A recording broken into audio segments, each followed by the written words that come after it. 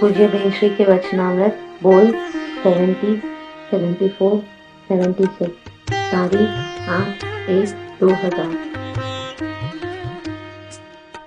नमो अर्यंताणम नमो सिद्धाणम नमो आयर्याणम नमो उवज्जायाणम नमो लोये सवसावणम नमो समय साराय स्वानुभूत्या चकास्ते चित्त स्वभावाय भावाय सर्वभावांतरचिले मंगलम भगवान वीरो मंगलम गौतमो गणि मंगलम कुंद कुंदार्यो जैन धर्मोस्तु मंगलम सर्वमंगल मांगल्यम सर्वकल्याणकारकम प्रधानम सर्वधर्माणम जैनम जयतु शासनम ओंकार बिंदु संयुक्तम नित्यम ध्यायन्ति योगिनो कामदम मोक्षदम चैव ओंकाराय नमो नमः।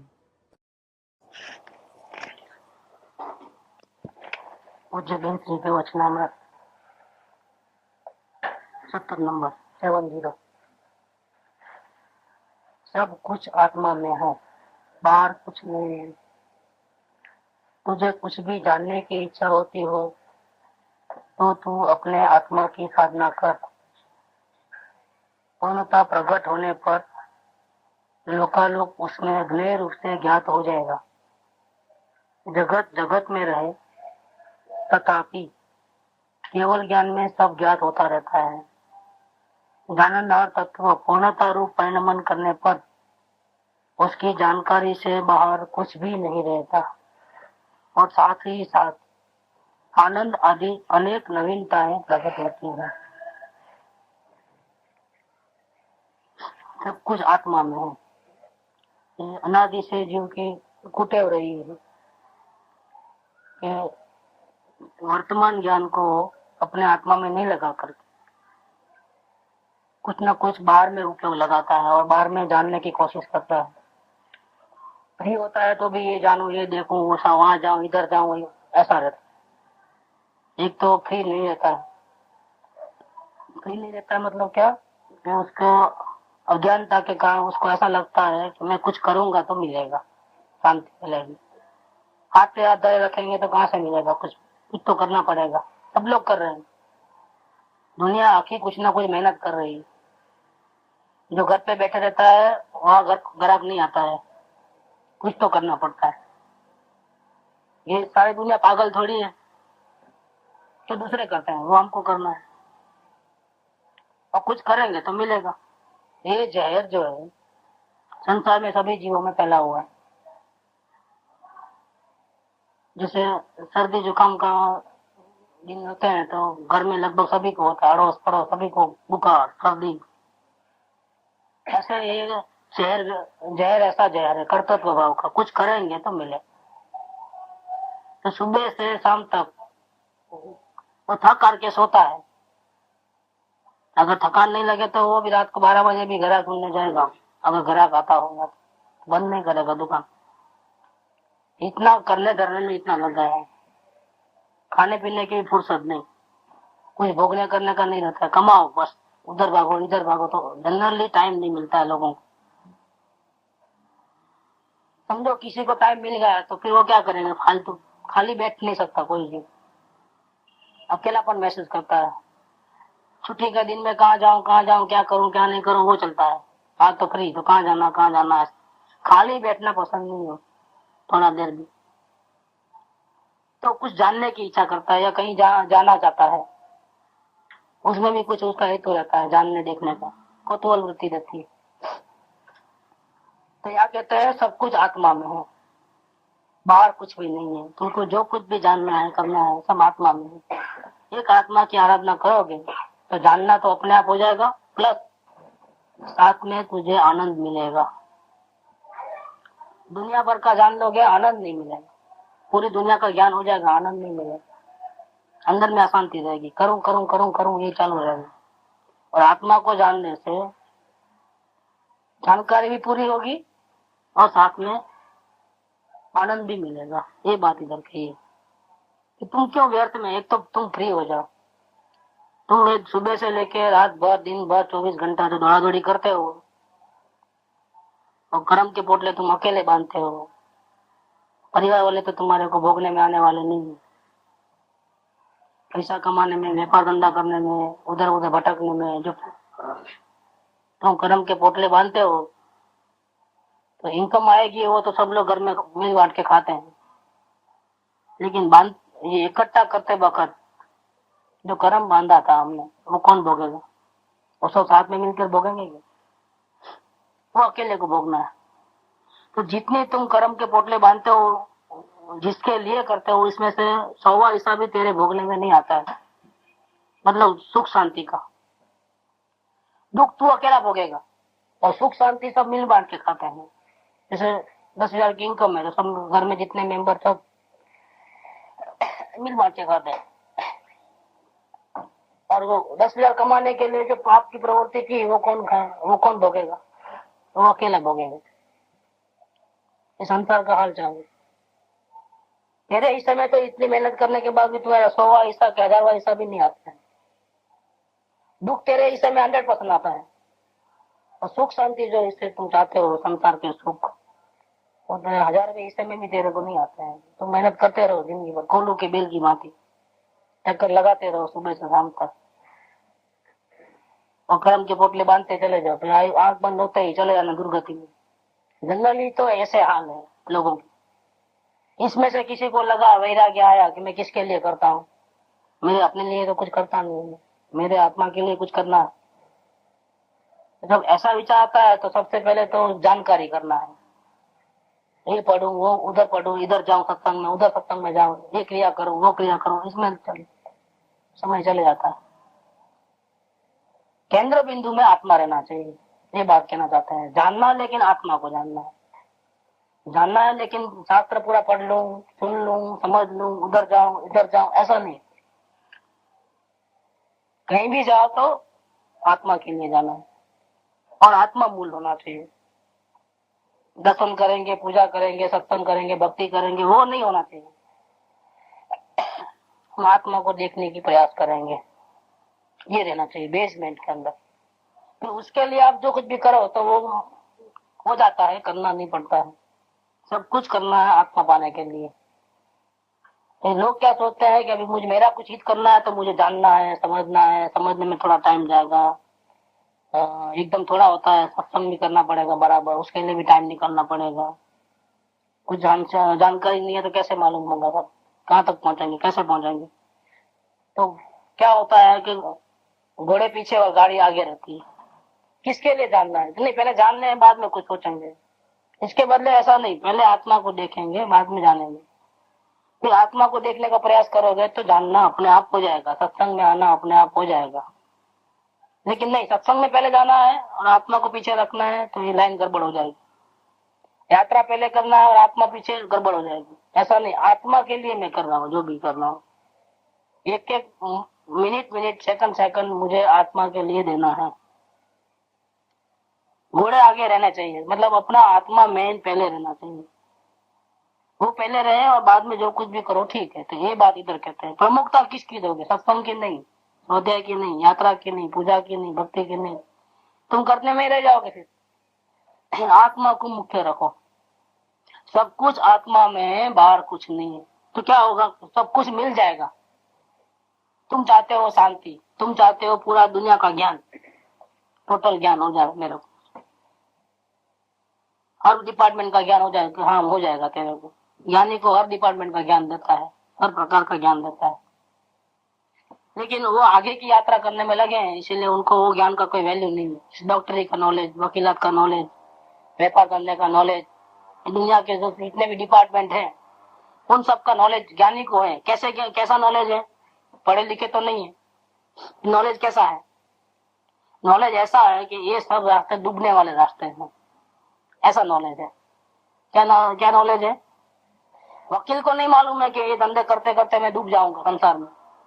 डॉक्टर को नहीं मालूम है कि इससे ऐसा करते करते ही मेरी जिंदगी निकल जाएगी और मैं डूब जाऊंगा संसार में। तो ज्ञानी को मालूम है कि कुछ भी करो, आखिर इसका रिजल्ट क्या आने वाला है? जीरो आने वाला।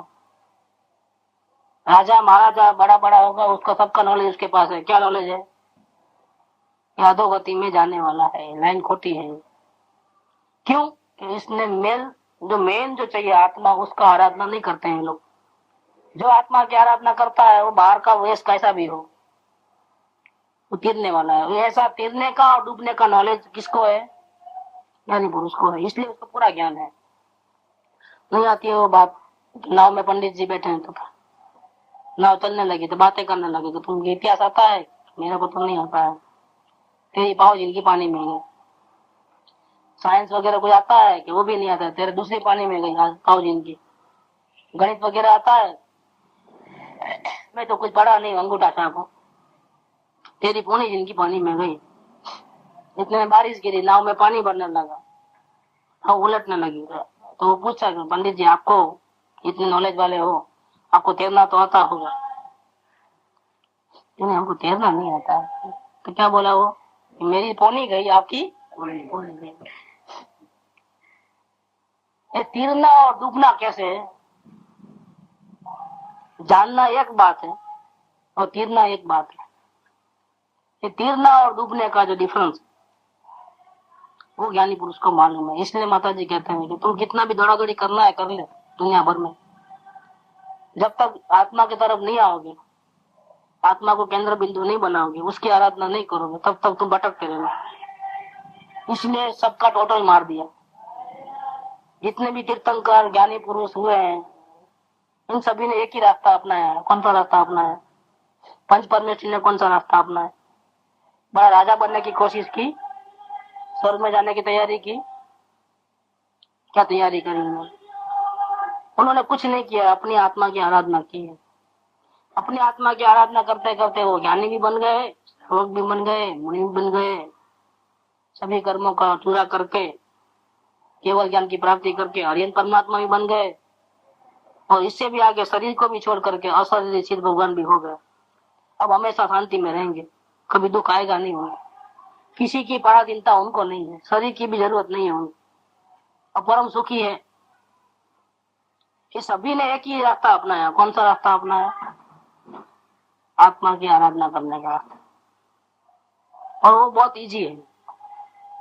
संसार को जीतना मुश्किल है, क्यों? किस किस को जीतोगे? और वो तो पाप और पुण्य के ऊपर आधारित है। आज अच्छे दिन है, कल बुरे दिन हो जाएंगे, अभी अच्छे दिन हो जाएंगे। ये चक्कर चलता है, ये अपने हाथ में नहीं है बाहर का चक्कर। तो अपने अवलोकन से पता चल जाएगा अपने को कितने विचार करते हैं, इसमें से कितने पूरे होते हैं, कितने नहीं होते हैं। बाहर की दुनिया का कितना भी आधार ले, वो सब धोखाबाजी है।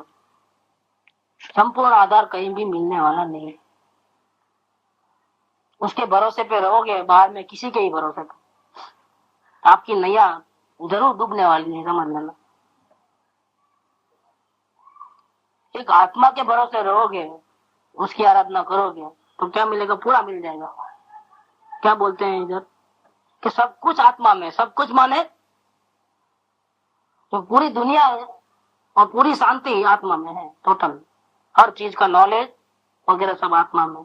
जिन्होंने आत्मा की आराधना की, सब कर्मों का बंधन तोड़ा, अरिहंत भगवान बने, उनको केवल ज्ञान प्रकट हुआ। इनके जानने में कुछ भी बाकी न रहा। पूरी दुनिया जानते हैं, यहाँ बैठे बैठे, हिलने की जरूरत नहीं। भूतकाल, वर्तमान, भविष्य काल, सभी का एक समय में जानते हैं। इतनी ताकत अंदर से प्रकट हो गई। ऐसे ऐसी आश्चर्यकारी वस्तु है वो आत्मा है। इसीलिए तुझे क्या चाहिए बोल, सब मिल जाएगा, लेकिन तुझे काम एक ही करना पड़ेगा, 10 काम नहीं करना है। आत्मा की आराधना कर। सब कुछ आत्मा में है, बाहर कुछ भी नहीं है। तुझे कुछ भी जानने की इच्छा होती हो तो तू अपने आत्मा की साधना कर। साधना करने को बोले हैं। आगे आ जाएंगे ना, जरा जगह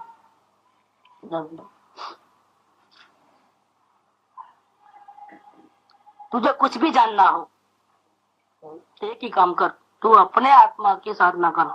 दूसरे आत्मा की, भगवान के आत्मा की, सदगुरु के आत्मा की, ऐसा नहीं। किसकी साधना करना? अपने खुद के आत्मा की साधना करना। साधना करना माने क्या? उसको राजी करना, वो प्रसन्न रहे ऐसा काम करना, वो दुखी हो जाए ऐसा काम नहीं करना। वो दुखी कैसे होता है? क्यों? इसके ऊपर नजर करे तो ये सुखी हो जाता है, इसको छोड़ करके किसी के ऊपर नजर डाले तो पुण्य और पाप के भाव होते हैं और वो दुखी हो जाएगा। सीधा सीधा सिंपल गणित है। अगर अपनी आत्मा को देखेगा तो सुखी हो जाएगा। अपनी आत्मा के अलावा किसी को भी देखेगा, चाहे भगवान ही क्यों ना हो, शास्त्र ही क्यों ना हो, दुनिया को तो देखा, प्रपंच में पड़ा, वो तो पाप ही भाव होगा। लेकिन सत्संग आदि में, शास्त्र आदि में भी रुका अगर, तो पुण्य भाव होगा, तो भी फंस जाएगा, मुक्ति मिलने वाली नहीं है। अपने आत्मा की साधना करेगा, अपने को देखेगा, तो तुझे तेरी सभी इच्छाएं पूरी होगी। इच्छाएं पूरी होगी माने क्या, कि तुमको इच्छा करने की जरूरत ही नहीं पड़ेगी, इतना मिल जाएगा, तुम बोलेगा अब चाहिए ही नहीं कुछ। और सच्चा सुख मिलने के बाद, अब तक मैं झूठे सुख के पीछे पड़ा था, मैं जिसके पीछे पड़ा था वो नकली सुख था, वो उसको पता चल जाएगा। अभी उसको वो भी भान नहीं है, सच्चा सुख क्या और झूठा सुख क्या, वो भी भान नहीं है।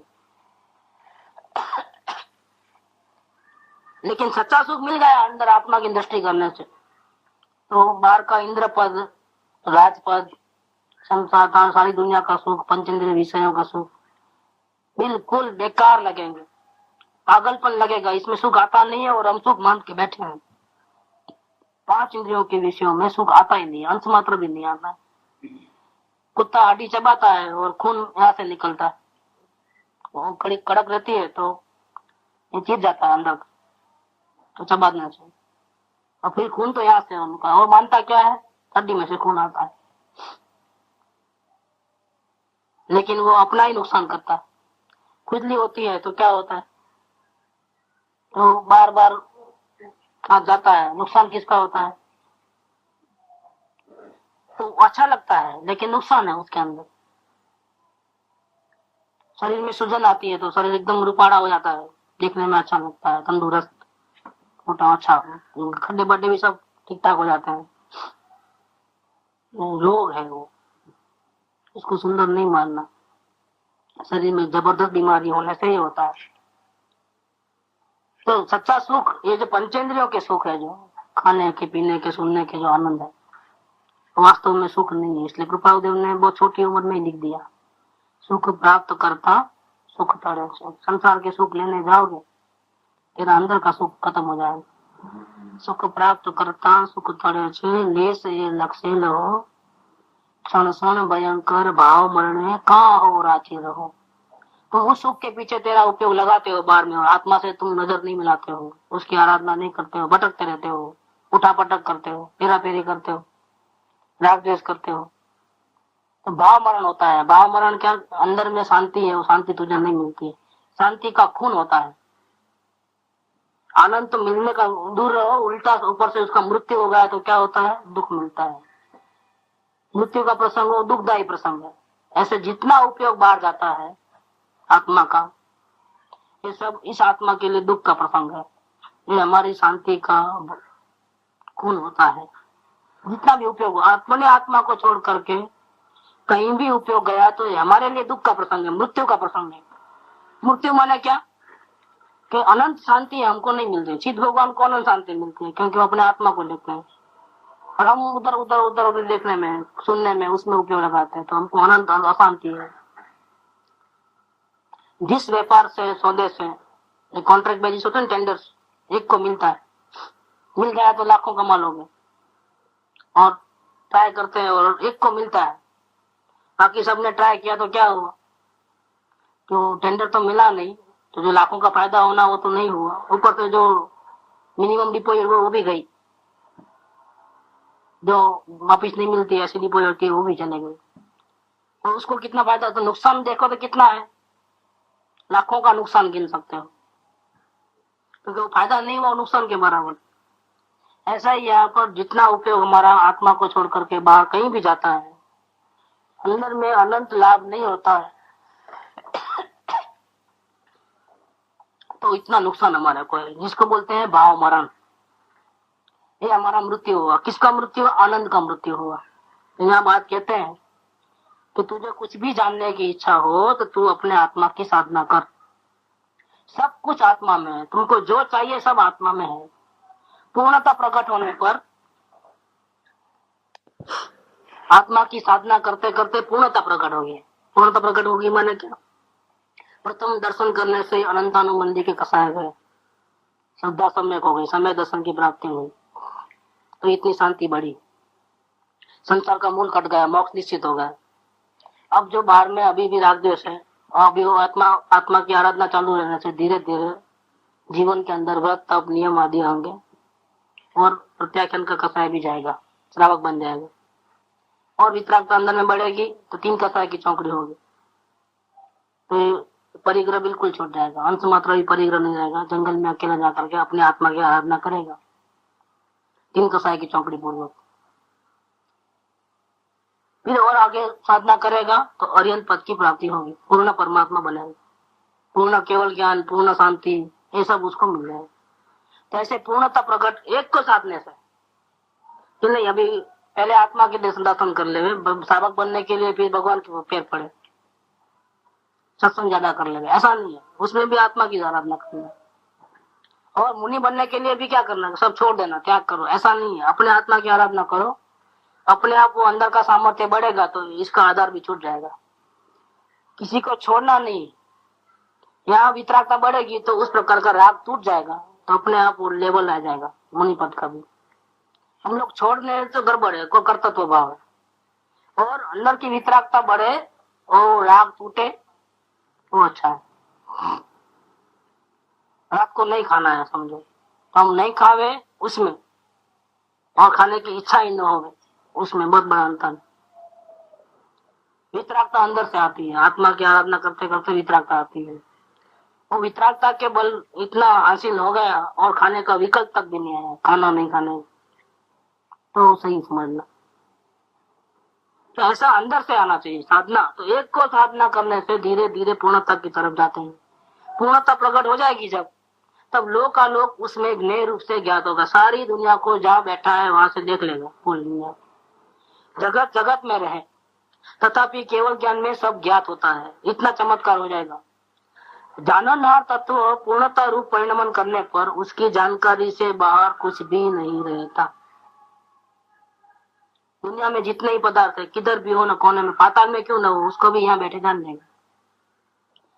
और बहुत बड़ी बात है, और जानकारी तो बढ़ेगी ही बढ़ेगी, इतना ज्ञान हो जाएगा, बोझा नहीं बढ़ेगा, यहाँ साथ में आनंद मिलेगा। तो जितना जानो तो उतना प्रॉब्लम हो जाएगी, लेकिन यहाँ बोझा नहीं बढ़ता। साथ ही साथ आनंद आदि, आनंद अकेला ही नहीं, आनंद तो मूल है, इसके अलावा बहुत से गुण जो है पूर्ण रूप से प्रकट होते हैं, ऐसी बहुत सी नवीनताएं प्रकट होती है। ये सब किसका फल है, क्या करने से मिला? ये सब पूजा करने से, भक्ति करने से, यात्रा करने से, सत्संग करने से, शास्त्र पढ़ने से, एक ही काम। शास्त्र पढ़ने के बाद भी आपको, थियरी सीखने के बाद भी आपको प्रैक्टिकल करना पड़ेगा। शास्त्र में यही लिखा है कि तुम अपने आत्मा को साधो, तो शास्त्र पढ़ लिया, अब क्या करोगे? अब दूसरा शास्त्र पढ़ना है, फिर तीसरा शास्त्र पढ़ना है, तो जिंदगी चले जाएगी। एक लाइन भी पढ़े तो उसमें यही लिखा है कि तुम अपने आत्मा की आराधना करो, तो शास्त्र पढ़ा वो सही कैसे होगा? उसने जैसा लिखा अगर वैसा करता है तो वो सही है। वो और पढ़ने में लिखे कि आत्मा की आराधना करो, आत्मा की साधना करो, और हम क्या करें?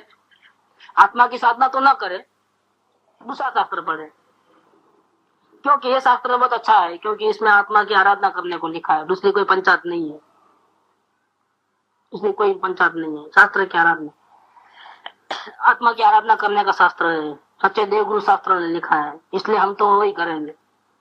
तो लेकिन इसमें जो लिखा है वो तो करता नहीं है, प्रैक्टिस नहीं करता है। पूजा में भी वही आएगा, हर एक में वही आएगा, तो हम वो पूजा तो करेंगे, दूसरी पूजा करो, तीसरी पूजा करो, लेकिन पूजा में जो लिखा है कि तुम अपने आत्मा की आराधना करो, वो नहीं करेंगे, तो वास्तव में हमने पूजा भी नहीं की। यात्रा करने का मीनिंग भी वही है, कुछ भी यात्रा करने गए तीर्थ स्थान में तो अपने आत्मा की आराधना करने जाते हैं, पिकनिक मनाने तो नहीं जाते हैं, कुछ देखने करने के लिए नहीं जाते हैं, लेकिन वहां जाकर के आत्मा की आराधना बाजी पे रहेंगे, और दूसरी पंचायतों में जीव फंस गया। कभी वो टाइम पे चाय नहीं मिली, कभी गर्म खाना नहीं मिला, कभी ठंडी ज्यादा गिरी, कभी बीमारी आ गई, ट्रेन की मुसीबतें, उतरने के चढ़ने में तकलीफ, ये सब होने वाला है। वहां जाकर के भी सुविधा मिले न मिले, सब होने वाला है, लेकिन हम किसके लिए निकले हैं? हम आत्मा की आराधना करने के लिए निकले। साथ में बहुत से लोग हैं, लेकिन हमको किसको देखना है?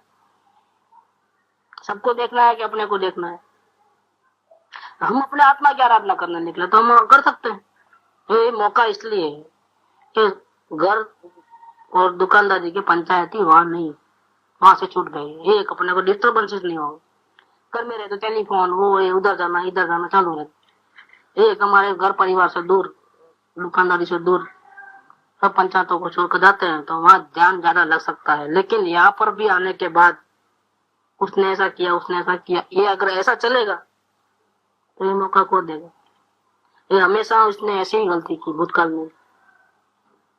लेकिन अब सावधान होकर के हमको सिर्फ अपने आत्मा को देखना है, कौन क्या कर रहा है, कौन क्या नहीं।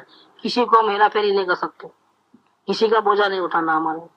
हम अपना काम करने चले। बोझा नहीं उठाना मतलब कि साधर्मी भाव नहीं रखना, किसी को हेल्प नहीं करना, वो बात नहीं है। रूड बन जाना, निर्दयी बन जाना, ऐसी बात नहीं है। लेकिन हमारी साधना मूल रूप से होनी चाहिए, मुख्य रूप से होनी चाहिए। गुणग्राही दृष्टि, हर एक में कोई ना कोई गुण मिलेगा। आप दोष किसी के मत देखो, गुण सबके ले लो। होगा वो दोषी होगा, लेकिन आपने को क्या करना, अपने को उसके गुण देख लेना। बताओ, ऐसी दृष्टि रखोगे तो फायदा होगा। तो आत्मा के पीछे आराधना का, एक आत्मा को साधने से पूरा हमारा पूरा विकास होगा। ज्ञान तो बढ़ेगा, पूर्ण होगा ही, साथ में आनंद भी पूर्ण हो जाएगा, शांति भी पूर्ण मिलेगी और हम परमात्मा बनेंगे। ये सब का केंद्र बिंदु कौन? आत्मा है। क्रियाएं नहीं है, थियरी नहीं है, प्रैक्टिस में हमारी आत्मा की आराधना होनी चाहिए, साधना होनी चाहिए। तो साधना का दो प्रकार चलता है प्रैक्टिकल रूप से। एक तो अवलोकन करना पड़ता है। अवलोकन में ये देखना है कि ऐसे कौन से भाव हमारे में चल रहे हैं, ऐसी कौन सी आसक्ति हमारे को है अभी भी संसार के प्रति, जिसके कारण से हमारा उपयोग आत्मा में लगता नहीं है। एक वो देखना है। और दूसरा जो है, अगर कोई आसक्ति नहीं है तो फिर अपने को आत्मा को देखना है। कहीं भी रुकावट नहीं है, किसी का टेंशन नहीं है, तो फिर हमको आत्मा को देखना। दोनों अवलोकन और वेद ज्ञान, ये दोनों आत्मा को साधने की कला है। तो ये 70 नंबर का बोल पूरा हुआ कि एक आत्मा को साधने से सब कुछ ज्ञान, आनंद आदि सब नवीनता उत्पन्न हो जाएगी। अब आगे करेंगे। और 74 नंबर, 71 जो है मुनि दशा का है, 72 भी वही है। अभी लेते हैं 74। यदि तेरी गति विभाव में जाती है तो उसे शीघ्रता से चैतन्य में लगा। स्वभाव में आने से सुख और गुणों की वृद्धि होगी, विभाव में जाने से दुख और गुणों की हानि होगी। इसीलिए शीघ्रता से स्वरूप में गति कर। शीघ्र शब्द यूज, बहुत फास्ट गति से किसकी आराधना करना है? स्वभाव की आराधना करना, स्वभाव को देखना। बाहर में जैसा फेरफार हो रहा है वैसा स्वभाव में फेरफार नहीं होता है। स्वभाव हमेशा एक शरीका रहता है। कुछ भी जानने में आ जावे, लेकिन जानना जानना जानना जानना जो ज्ञान है वो एक रूप रहता है, ये कॉमन फैक्टर है। जिसको जानते हैं वो पदार्थ बदल जाएंगे, लेकिन जो जानने वाला स्वभाव है वो कभी भी नहीं बदलता है। वो आईने की तरह है। चैनल बदलती है, सीन बदलते हैं, लेकिन पर्दा वही का वही रहता है। ये पर्दा है, वो स्वभाव है। तो मैं आत्मा हूं तो मेरा स्वभाव क्या है? जानना देखना, ये मेरा स्वभाव है।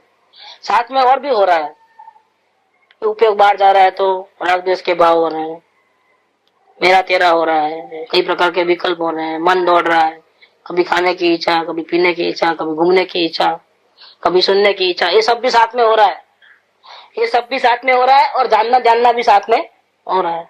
तो जानना जानना है वो पर्दा है, ये ओरिजिनल वर्क है। अब स्वभाव और विभाव, एक स्वभाव जो है वो अपने ज्ञान दर्शन से पूर्ण जो स्वभाव है, भगवान जैसा सिद्ध भगवान है वैसा मेरा स्वभाव, वो स्वभाव है हमारा। और इसके विपरीत हम कुछ भी देखें वो सब किसके खाते में डालो? विभाव के खाते में। वो हमारा स्वभाव नहीं है, स्वभाव से उल्टी जाति का है। स्वभाव से उल्टी जाति का होगा तो क्या होगा? तो स्वभाव में शांति है तो वो विभाव है, तो उल्टी जाती है तो मतलब क्या हो गया? अशांति है। स्वभाव में गुणों देखने से गुणों की वृद्धि होती है, स्वभाव को नहीं देखने से क्या होता है? गुणों की हानि होती है, दोष उत्पन्न हो जाते हैं। दोष क्या है? करना नहीं करना, हटाना नहीं हटाना, देखना नहीं देखना, ऐसा ये जो चल रहा है ना, जो विकल्प विकल्प, कुछ करूं कुछ करूं कुछ करूं, ये सब दोष है। कर्तृत्व भाव वो दोष है, और ज्ञातृत्व भाव है वो गुण है। तो यदि तेरी गति विभाव में जाती है, मतलब करने धरने में लगते हो, देखने नहीं देखने में लगते हो, इसको नहीं देखना इसको ही देखना है, ऐसा चॉइस करते हो, माइंड के अंदर कोई ना कोई चॉइस है। चॉइस है मतलब राग है, द्वेष, कुछ चाहते हो और कुछ नहीं चाहते हो, तो वे विभाव में चले गई। हमारी गति जो है, हमारा उपयोग जो है, हमारी गतिविधि जो है, कार्य पद्धति जो है, करने नहीं करने में चले गए। तो कहते हैं कि अगर तेरी साधना में अगर ये दोष है, तेरी गति विभाव में जाती है, तो तू उसे शीघ्र चैतन्य में लगा दे। चैतन्य माने स्वभाव, जानने देखने वाला स्वभाव। स्वभाव में आने से स्वभाव को याद करते ही कि मैं तो पूर्ण तत्व हूँ, मैं जानने देखने वाला हूँ। जानने देखने के अलावा ये सब हो रहा है वो मेरा कार्य नहीं है, साथ में हो रहा है लेकिन ये मेरा जिम्मेदारी नहीं है। मेरी जिम्मेदारी किसकी है, कि कहाँ तक है, जानने देखने तक। मेरी कार्य पद्धति जानने देखने तक सीमित है।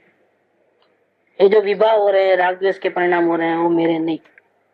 ऐसा चाहे जैसे विवाह में जाते हैं वो कसाय बढ़ता है तो फौरन स्वभाव को याद करो कि मैं तो जानने देखने वाला हूँ। किसकी युद्धा, दुख भी चले जाएगा, कसाय भी शांत हो जाएंगे, गुणों की वृद्धि भी होगी। स्वभाव में आने से सुख और गुणों की वृद्धि होगी, और विभाव में जाने से, स्वभाव से दूर जाने से, ज्ञाता दृष्टापन्ना चूक जाने से और करने धरने में लग जाने से दुख और गुणों की हानि होती है। इसीलिए शीघ्रता से स्वरूप में गति कर। शीघ्रता से मतलब उपयोग को पलटा दे, फौरन पलटा दे, फौरन अपने स्वभाव को याद कर ले कि मैं तो जानने देखने वाला हूँ, मैं पामर नहीं हूँ। पामर कौन है? परिणति। और मैं कैसा हूँ, मेरा स्वभाव कैसा है, स्वरूप कैसा है कि भगवान जैसा। करना धरना किधर है? परिणति में। जो गलती है वो गलती है। उस टाइम में भी मैं कैसा हूँ, अंदर में स्वभाव कैसा है, मेरा शांत स्वरूप है, ज्ञान दर्शन वाला है, जानने देखने वाला है। ऐसा करके सीधा उपयोग तेरा अंदर में ले जा। शीघ्रता से स्वरूप में गति कर तो तुझे गुणों की वृद्धि, फायदा बताया, दोष मुक्त हो जाओगे, शांति मिलेगी और गुणों की वृद्धि होगी। ये 74 उधर। अब आगे इधर है 76 नंबर। तस्वीर खींची जाती है, वहां जैसे चेहरे के भाव होते हैं तद अनुसार स्वयं में कागज पर चित्रित हो जाते हैं। फोटोग्राफी करते हैं हम, तो जैसा आपका चेहरा होगा ऐसा होगा तो ऐसा है, ऐसा होगा तो ऐसा है, रोता हुआ तो रोता हुआ आएगा, हंसता हुआ होगा तो हंसता हुआ आएगा। जैसे आपके चेहरे पे भाव होंगे वैसे के वैसे भाव उस पे आ जाएंगे। उसमें आप चेंज नहीं कर सकते हो। मैंने रोता हुआ चेहरा क्यों एकदम स्पीड से निकाल दिया, मेरे को थोड़ा अच्छा करके बाद में निकालना था, नहीं, उस टाइम में भी जैसा आया वैसा ही आता है। कोई चित्रण करने नहीं जाता, पेंटिंग करना नहीं रहता है। पेंटिंग में तो क्या होता है कि ठीक ठाक कर लेते हैं, रोता हुआ है तो उसको हंसता हुआ बना सकते हैं, लेकिन ओरिजिनलिटी में अगर कैमरा से निकाला चेंजेस नहीं हो सकता। उसी प्रकार कर्मों के उदय रूप चित्रकारी सामने आवे, ये चित्रकारी सब सामने आती है, अच्छे प्रसंग बुरे प्रसंग सब। पर समझना कि मैंने जैसे भाव किए थे वैसा ही यह चित्रण हुआ है। जो परिस्थिति आई है हमारे सामने, चाहे वो अनुकूल हो चाहे प्रतिकूल हो, ये हमारे पूर्व में जैसे हमने फोटो खिंचाए थे वैसा हो रहा है। अभी हमको प्रतिकूलता नहीं आना तो नहीं बनेगा, प्रतिकूलता आएगी है, क्योंकि आपने फोटो ऐसा खिंचाया है, मतलब भाव ऐसे किए हैं, तो कर्म ऐसे बंध गए तो अभी प्रतिकूलता आएगी। और नहीं, अगर अच्छे भाव किए हैं तो अनुकूलता भी आएगी। तो उसी प्रकार कर्मों के उदय रूप चित्रकारी सामने आए तब समझना कि मैंने जैसे भाव किए थे वैसा ही यह चित्रण हुआ है। यद्यपि आत्मा कर्म में प्रवेश करके कुछ करता नहीं है, दोनों द्रव्य अलग है, कर्म अलग है और आत्मा अलग है। जैसे हम इधर और कैमरे में फोटो निकाला तो भले ही मेरा है लेकिन मैं नहीं हूँ उधर। फोटो और ओरिजिनल जो वस्तु है वो दोनों अलग अलग। तो यद्यपि आत्मा कर्म में प्रवेश करके कुछ करता नहीं है, तथापि भाव के अनुरूप ही चित्रण अपने आप हो जाता है। ये कर्मों की कुदरत की ऐसी व्यवस्था है कि जैसे आप भाव करो वैसा चित्रण हो जाता है। दुनिया को हम धोखा दे सकते हैं। अंदर में भाव आपके हो और बाहर में तिलक लगाया हो, हाथ में माला हो, ऐसा हम दुनिया को धोखा दे सकते हैं। लेकिन जो कैमरामैन है, जो कर्म जो है, वो धोखा नहीं खाएगा। क्योंकि उसका तो फोटो किसका खींचता है, वो बाहर का नहीं खींचता है, वो किसका खींचता है, हमारे भावों का खींचता है। भाव कर्म, जैसे जैसे हम भाव करेंगे वैसे वैसे कर्म बनता है। जैसे एक्सरे में क्या निकलता है, एक्सरे में आप कितने भी तंदुरुस्त हो, बॉडी बिल्डर हो, वो नहीं आएगा, वहां तो हड्डियां ही आएंगी पूरी। आप भले ही पहलवान जैसे हो, वहां एक्सरे में क्या आएगा, तो अंदर का फोटो निकलता है। एक्सरे ऐसा है कि वो अंदर का निकलता है, वो कैमरा ऐसा है कि बाहर का देखता है, वो अंदर का नहीं देखता है। ऐसे कर्म का जो हिसाब किताब है, तो जैसे हम अंदर में भाव करते हैं वैसा फोटो पड़ता है। तो भूतकाल में जैसे किए थे वैसा कर्म का फोटो पड़ गया है, अब उसका उदय आया है, तो इसमें कोई भी चेंज नहीं हो सकता है। हालांकि आत्मा और कर्म, आत्मा और भाव दोनों अलग अलग है। आत्मा उसमें कुछ नहीं करता है, ये इसमें कुछ नहीं करता है, लेकिन भावों के अनुसार फोटो पड़ जाता है अपने आप। अब तुझे संसार में कहीं भी अच्छा नहीं लगता है, मतलब तुम्हारी इच्छा के अनुकूल नहीं हो रहा है। क्या हो रहा है, अच्छा क्यों नहीं लगता है, कि इच्छा के अनुकूल नहीं हो रहा है। और तेरा प्रयत्न दिन रात क्या चलता है, कि इच्छाएं सफल करने का प्रयत्न करते हो निरंतर। और क्या करते हो, पैसा कमाने जाते हो तो क्या करते हो, अपनी इच्छाओं को पूरा करने के लिए कोई भी गतिविधि करते हो, नहाना धोना खाना पीना सब क्यों, अपनी इच्छाओं को पूर्ण करने के लिए कोई भी गति करते हो। फिर भी तेरी शांति नहीं मिली, और कब तक तुम करते रहोगे, प्रयत्न करते रहोगे, कहीं रुकावट तो है नहीं। तो रुकावट भी हो जाए और तुमको शांति भी मिले परमानेंट, क्या कुछ करना धरना न पड़े, और तुम जो चाहते हो शांति, तो तुझे अपने आप मिल जावे, तुम नहीं मांगो तो भी मिल जावे। ऐसा अगर करना है तो क्या करना, तो ये बात कहते हैं कि करना धरना कुछ नहीं और शांति पूरी मिले। जैसे सिद्ध भगवान है, क्या करते हैं वो, तो शांति कितनी है, पूर्ण शांति। बिल्डिंग बन रही है तो मजदूर तो पूरा सुबह से शाम तक रेती का टोपला उठाते हैं, कितनी मेहनत करते हैं, और सुपरवाइजर क्या करता है, उसे देखने का काम, उसको कोई एक टोपला भी नहीं उठाना। मजदूर को कितना मिलता है, 100 रुपया, और सुपरवाइजर को कितना मिलता है रोज का, और सुपरवाइजर के ऊपर कॉन्ट्रैक्टर रहता है, उसका 4-5 बिल्डिंग का काम है क्या, और रोज 10 बजे आता है अपनी कार में साइड के ऊपर। किसको मिलता है, मजदूर को मिलता है कि तुम काम बराबर करते हो नहीं करते हो, किसको मिलता है, सुपरवाइजर। उसका चार्ट देख लेता है, कुछ सवाल जवाब करना है तो कर लेता है, और 10 मिनट में निकल जाता है वहाँ इंस्ट्रक्शन देकर। कुछ नहीं, सुपरवाइजर का सुपरवाइजर है वो, उसको कितना मिलता है, रोज का 10,000 मिलता है, 4-5 ठिकाने काम चल रहा है। काम जितना हायर इनकम उतना काम कितना, उसको 10 घंटा वहां खड़े रह के देखने की जरूरत नहीं है, कौन काम करता है। वो सुपरवाइजर को देख ले तो खत्म हो गई मामला, 10 मिनट का काम, काम कम और इनकम ज्यादा, क्योंकि उन्होंने ऐसा अपने नॉलेज के बल पे ऐसा प्लानिंग करके रखा है। अकेला आदमी इतना इतना नहीं कर सकता। ये तो अकेला होने पर भी 5 जगह काम चल रहा है, 5 जगह बिल्डिंगें बन रही है बड़ी बड़ी, करोड़ों का सौदा हो रहा है, इतनी उठापटक हो रही है। अकेला आदमी कैसे करता है, कैसे कर सकता है, कि उन्होंने पहले से ही प्लानिंग कर ली। मकान बनने से पहले उसका मैप, कहाँ क्या बनाना, कहाँ क्या नहीं बनाना, पूरा रेडी रहता है आखिर तक। तो यहाँ कहते हैं कि तुम अनंत काल से कुछ न कुछ शांति के लिए करते हो, करते रहते हो, अभी भी करते हो, लेकिन तुम्हें शांति नहीं मिली, क्योंकि जैसे भाव करोगे ना वैसा ही फोटो आता है।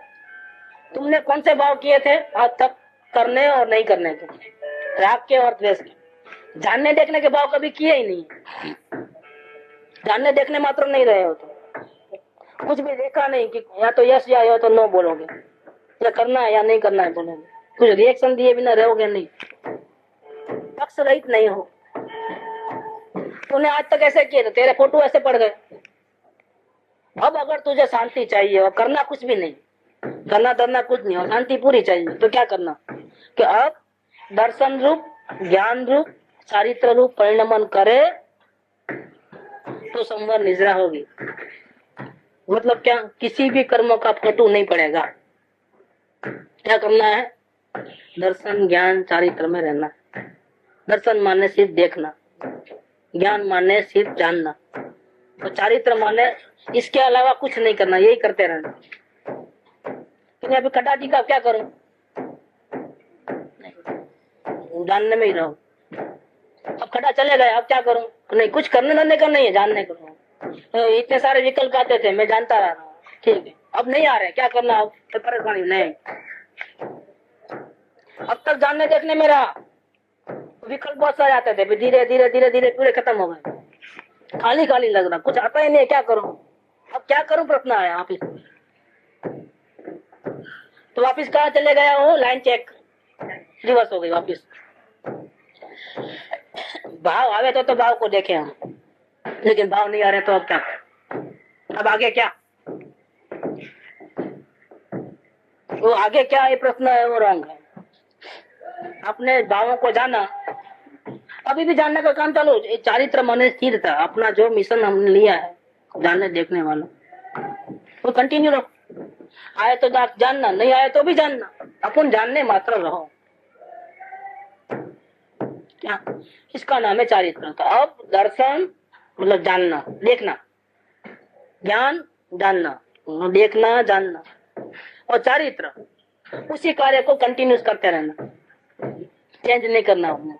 अब क्या करूं वो नहीं आना सवाल, यही चालू रखो। गड़बड़ यहाँ हो जाती है, किसी को भाव नहीं आते हैं, संसार के एक भी विकल्प नहीं आते हैं, क्योंकि आत्मा की भावना जबरदस्त थी। अवलोकन का पुरुषार्थ सही चल रहा, तो देखते देखते पूरे भाव जीरो हो गए, जैसे कुछ नहीं है। अब पूरा संसार की कोई उपाधि नहीं है। अब यहाँ गड़बड़ करता है जी, क्या करता है? अब मैं क्या करूं? यहाँ परेशानी हो गई, करने करने का मार्ग ही नहीं है। अब तुम जो करते थे देखना जानना वही कंटिन्यू रखो, इसका नाम चारित्र। तो अब दर्शन रूप, ज्ञान रूप, चारित्र रूप परिणमन कर लो। इस प्रकार का तुम प्रैक्टिस करते चले जाओ। परिणमन करना माने क्या? सिर्फ बातें नहीं, दिखाओ करके, परिणमन इसको बोलते हैं। परिणमन कर लो तो क्या होगा? संवर और निद्रा होगी। संवर माने आत्मा का दर्शन है, और निद्रा माने क्या? आत्मा के दर्शन ज्यादा देर तक हुआ। संवर जब होता है तो आत्मा का दर्शन होता है और नए कर्म नहीं आते हैं। और निद्रा में क्या होता है? आत्मा का दर्शन तो होता ही है, लेकिन नए कर्म तो आते नहीं है, लेकिन पुराने कर्म भी जड़ जाते हैं। 3 काम होता है संवर में, 2 काम होता है, आत्मा का दर्शन और कर्मों का नहीं आना, रुक जाना, राग द्वेष कुछ भी नहीं होना। निद्रा में और ज्यादा काम होता है, आत्मा का दर्शन भी होता है, राग द्वेष के भाव नहीं होते, मतलब कर्मों का आना भी नहीं होता है। भूतकाल में राग द्वेष किए थे, इसके कारण से बाहर में अनुकूलता और प्रतिकूलता आती है, लेकिन इसका उपयोग आत्मा में रहने से वो आकर के चले जाता है। तो निद्रा हो गई, आया और जड़ गया, फल नहीं मिला, और निद्रा किए बिना मुक्ति नहीं। आत्मदर्शन हो गया, आत्मज्ञान हो गया, लेकिन मुक्ति कब है? निद्रा करोगे तो। इसलिए ज्ञानी को काम करना पड़ता है, जब तक परमात्मा नहीं बने तब तक उसको भी कार्य करना है, क्योंकि निद्रा कहाँ हो गई? ज्ञान दशा होने से नए कर्म बनना बंद हो गए, आत्मज्ञान होने से, ठीक, भविष्य सुधर गया, भविष्य सुरक्षित हो गया, लेकिन पुरानी गलतियां किया था उसका क्या? अभी तो पुराने अनंत जन्मों में जो कुछ भी उल्टा सीधा किया है, जाने में अनजाने में, सबका जीरो करना है। जब तक मुक्ति नहीं होगी तो निद्रा करना आवश्यक। तो निद्रा करने के लिए क्या करना और संवर करने के लिए क्या करना? तो कुछ करना तो सवाल ही नहीं, भूल जाओ, करना और नहीं करना काम एक ही। अब दर्शन रूप, ज्ञान रूप, और वही कार्य करते रहना, चारित्र रूप। ऐसा तू परिणमन कर ले तो क्या होगा? संवर भी होगा और निद्रा भी होगी। फिर निद्रा के लिए कुछ और कुछ करना पड़ेगा। पहले एक बड़ा तोप लेके आओ, जितने ही पूरा कर्म को बोलो आ जाओ सब और गोली मारो, ऐसा नहीं करना है। उसके लिए भी वही काम करना है। पुराने कर्म भी जड़ने का यही कारण है कि आप दर्शन ज्ञान चारित्र रूप रहो, नए कर्म भी नहीं आएंगे, अंदर की आत्मा की शांति भी मिलेगी और पुराने कर्म भी संवर निद्रा का कार्य हो जाएगा। आत्मा का मूल स्वभाव क्या है? करना नहीं करना वो मूल स्वभाव नहीं है। आत्मा का मूल स्वभाव दर्शन ज्ञान चारित्र रूप है। उसको जब भूलता है और आत्मा से कहीं बाहर उपयोग लगाता है तो करना धरना चालू होता है। तो मूल स्वभाव में वो चीज नहीं है करना धरना, सिर्फ जानना देखना है। तो कह सकते हो भाई हम भी आत्मा है, तो फिर हम क्यों करना धरना चालू करके रखे हैं? इतने उठापटक क्यों कर रहे हैं हम? हमारा स्वभाव तो ऐसा नहीं है। हमारा स्वभाव तो परमात्मा जैसा है और जानने देखने के अलावा तो हम कुछ करते नहीं है। तो फिर हमारी हालत ऐसी क्यों है कि पानी को अगर आप फ्रिज में रखोगे तो क्या होगा? तो पानी रूप रहेगा कि बर्फ रूप हो जाएगा? और पानी को अगर अग्नि पे रखोगे तो क्या होगा? तब आप बन के उड़ जाएंगे। ठीक है, ऐसे तुम कुछ उल्टा करोगे तो गड़बड़ होगी। उल्टा करोगे मतलब क्या कि जैसा संयोग करोगे, जैसा भाव करोगे वैसा गति हो जाएगी, ये गड़बड़ हो जाएगी। जैसे हवा में उड़ जाता है तो अगर पाप करेगा आत्मा को भूल करके, अग्नि का संपर्क करेगा राग द्वेष का तीव्रता का, तो धीरे धीरे क्या हो जाएगा? ईगो में पहुंच जाएगा। तो वहां एक सांस में 18 बार जन्म मरण हो जाएगा। इसके जगह आत्मा संभल जाएगा, अपने पाप नहीं करना पुण्य करना है, तो फ्रिज में रखेगा पानी, तो लंबे समय तक बर्फ बन करके स्वर्ग में टिंगा रहेगा, वहां पर जल्दी नहीं मरेगा। लेकिन कुछ भी नहीं करे, ना फ्रिज में रखे ना अग्नि में रखे, बाहर जावे ही नहीं ना उपयोग, और जानने देखने मात्र रहे क्या, तो क्या हो जाएगा? तो पानी पानी रूप ही रहेगा। स्वभाव उसका पानी रूप रहने का है, स्वभाव उसका बर्फ रूप रहने का नहीं है। पानी की विकृति बर्फ है। ठंडी का संपर्क ज्यादा किया बर्फ बन गया, अग्नि का संपर्क ज्यादा किया बाप बन गया। बाकी उसका ओरिजिनल स्वरूप क्या है? पानी रूप रहना, जल रूप रहना। ऐसा यहाँ पर कहते हैं कि आत्मा का जो मूल स्वभाव ओरिजिनल स्वभाव है वो करने धरने का राग द्वेष करने का नहीं है। स्वभाव तो शांत है, दर्शन ज्ञान वाला है हर एक आत्मा में, चाहे अज्ञानी हो चाहे ज्ञानी हो। हर एक आत्मा का करना धरना करते हो, राग द्वेष तीव्र करता है, उसका भी आत्मा का स्वभाव कैसा है? सिर्फ जानना देखना, और कुछ कर सकता ही नहीं है। वो भले ही माने कि मेरे कारण से हुआ ये सब, मैंने ऐसा किया तो देखो उंगली ऊंची हुई, वो भले ही माने, उसने जानने देखने के अलावा कुछ किया नहीं, कर सकता भी नहीं, कभी किया भी नहीं, भविष्य में भी कभी कर नहीं सकेगा। जिनेंद्र भगवान भी नहीं कर सकते, इंद्र नरेंद्र जिनेंद्र कोई नहीं कर सकता है, इधर की गाड़ी इधर कोई नहीं रख सकता है। जानने देखने का काम सभी कर सकते हैं, कोई मानो या न मानो, सत्य तो ये है। क्योंकि आत्मा का मूल स्वभाव तो ऐसा है, स्वभाव हो ऐसा कार्य होगा ना। जैसा शक्कर का स्वभाव है गड़पन मीठापन, तो उसमें से खारापन कैसे आएगा? भले ही नमक जैसा लगता हो, और नमक का खारापन है तो उसका मिठास कैसे आएगी? उसमें जैसा स्वभाव होगा वैसा ही कार्य होगा। तो आत्मा का स्वभाव क्या है? ओरिजिनल स्वभाव क्या है? जानना देखना, तो उसमें से तो वही बातें होंगी। फिर ये प्रश्न होता है कि फिर हमारा स्वभाव ऐसा है तो हमारा दिखाओ, हमारा परिणमन में अशांति क्यों है, करना धरना क्यों है? कि भैया तुम स्वभाव को देखते हो कि स्वभाव के अलावा दूसरे किसी को देखते हो?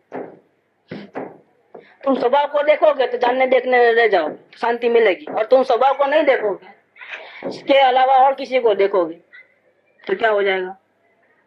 अशांति हो जाएगी। बस बात इतनी सी है।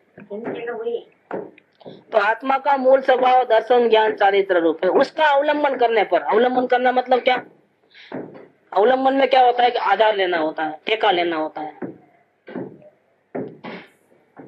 कि नहीं मेरे को आपका ही शरण है, ऐसे आत्मा का ही शरण आधार। कि परिस्थिति चाहे जैसी आए, मैं तो जानने देखने में ही रहूंगा, मैं तो अपने स्वभाव को ही देखूंगा। तो इसने किसका आधार लिया? आएंगे सब, परिस्थिति बदलेगी, अनुकूल प्रतिकूल होगा, लेकिन मैं कैसा रहूंगा, मेरे को जानने देखने के अलावा कुछ करना नहीं है। तो ऐसा जो डिसीजन लेकर के दृढ़ता से अपने आप को राग द्वेष करने में नहीं लगाया, उपयोग स्वभाव की ओर ही रखा, जानने देखने मात्र ही रहा, तो इसने किसका अवलंबन लिया? तो मूल स्वभाव का अवलंबन करने पर द्रव्य में जो शक्ति रूप से विद्यमान है, अनंत शांति है, अनंत ज्ञान है, वह सब व्यक्ति रूप से प्रकट हो जाएगा। अब बात आ जाएगा उसका जो टेस्ट है ना, आत्मा कितनी महिमावंत है, आत्मा में अनंत शांति है, वो सब अगर आप शक्ति को आराधना करोगे, मूल द्रव्य की स्वभाव की दृष्टि करोगे, तो अंदर में जो पड़ी है ना, वो सब बाहर आने लगेगी। अभी नहीं दिखती है, अभी अनंत शांति है लेकिन दिखती नहीं है। क्यों? करना धरना चालू है। करने धरने के अलावा अगर जानना देखना चालू रहेगा तो आपको फौरन ऑन द स्पॉट मालूम पड़ेगा कि करने नहीं करने में अशांति है और जानने देखने में ये। आप अभी ऐसा करो और बाद में मालूम पड़ेगा, ऐसा नहीं है। ऑन द स्पॉट आपको मालूम पड़ेगा कि जानने देखने में शांति है और करने नहीं करने में अशांति है। तो मूल स्वभाव का अवलंबन करने पर, चाहे जैसी परिस्थिति में जानने देखने मात्र रहने पर, द्रव्य में जो अंदर में अनंत शांति पड़ी है, वो बाहर में अपने को परिणमन में भी प्रकट हो जाएगी। ये बात यहाँ तक पूरा रखें, 76 पूरा हुआ। सुख धाम अनंत सुसंत चही, दिन रात रहे तद ध्यान मही। प्रशांति अनंत सुधामय जे, प्रणमु पद तेवर ते जयते। प्रणमु पद ते